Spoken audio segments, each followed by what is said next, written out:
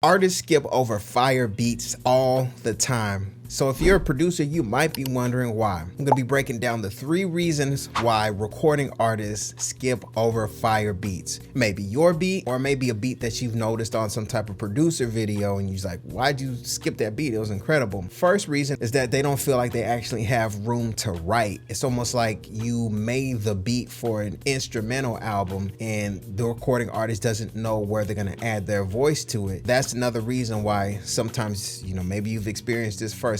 Artists can sometimes get on beats that you never expected them to get on, like almost an accident. You're playing all your best stuff and then out of the blue you just randomly click on one that you thinks is barely okay, and then the recording artist really gets into it, and the reason for that is because they're listening to things from their perspective. They're using their ears. How am I going to add the hook to this beat? Where am I going to add my ad-libs? Where am I going to add, any type of vocal effects to this so I can really get out what I want to get out?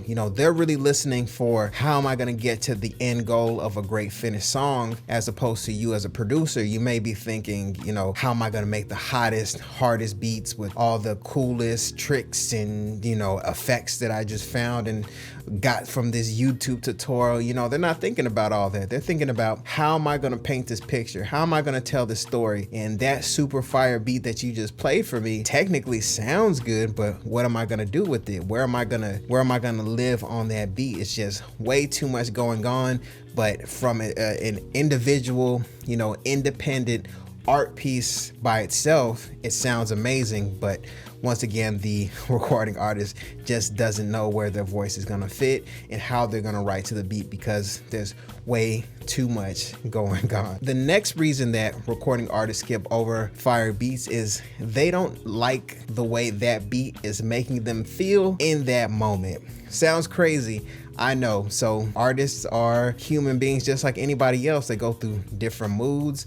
They have different musical taste at different periods of time, maybe a different time of the day. Maybe they just had a conversation with someone and they had to listen to another style of music to get them in a whole different mode. So, if they play your beat and they just don't like the way it makes them feel, they just don't like the way it makes them feel. It sounds good, but it doesn't actually feel good to them right now. So, you might have heard different stories of producers in some of these interviews that they've sent the same beat to the same artist at a different time.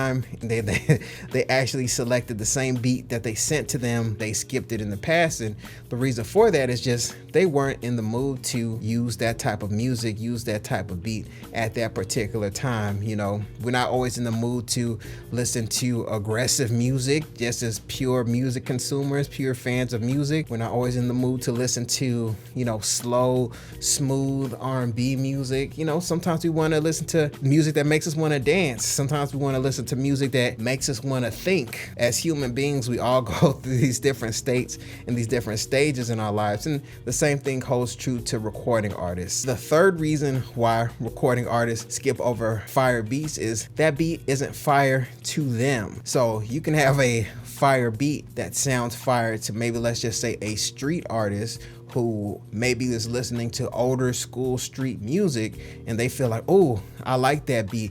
That beat is fire to me for my particular taste. But you play that same beat for a newer, younger recording artist and they're thinking about the next thing. They're thinking about the next wave. They're thinking about the type of music that's just barely coming up, barely bubbling on TikTok, and that's the sound that they're looking for. And you play your beat and, technically it's fire, but it's not fire to them because it doesn't fit their particular musical taste based on where they plan on going in the future. So, it's almost like food. Food can taste really good to one person and be really mid to somebody else. Maybe there's a particular spice on it, there's a particular herb on it that one person really likes, and then the next person will be like, man, that tastes weird. It just tastes too, it's too sweet. Those different people, who's right and who's wrong? The food may be technically quality, it's prepared well, it has the great ingredients, but when it's tasted by each group of people, people, they come to just different personal tastes. This what's fire to one person meal wise or music wise, that's one group. What's fire to another person meal wise or music wise is different. Does that make sense? So,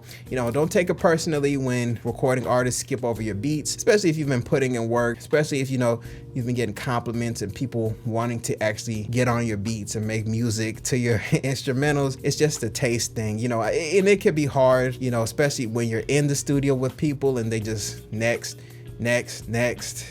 I know, I've been there and I've seen it firsthand, because we put so much time, we put so much energy into our music and our beats that it's like, man, you literally just skipped like 4 hours of work that I put into this music, and now we're at the very end and I don't even know what to play next. So, you know, hopefully these tips give you a little bit more enlightenment on what could likely be going on in the process, so that way you don't take any of this personally. So we're all human, we're all on this journey, you know, musically, to discover ourselves and give and create the best music and product possible. So if you enjoyed this video, make sure you hit like and subscribe. Also, make sure you go to DesmondASounds.com to get free FL Studio Patcher plugins, free loops, free guides, all the great things that you need to make incredible music, and click on the link to join my Discord. I'm happy I'm here to grow the family and continue to give value to you guys. So my name is Desmond A, and I'll be back with more great videos. Peace. Desmond A.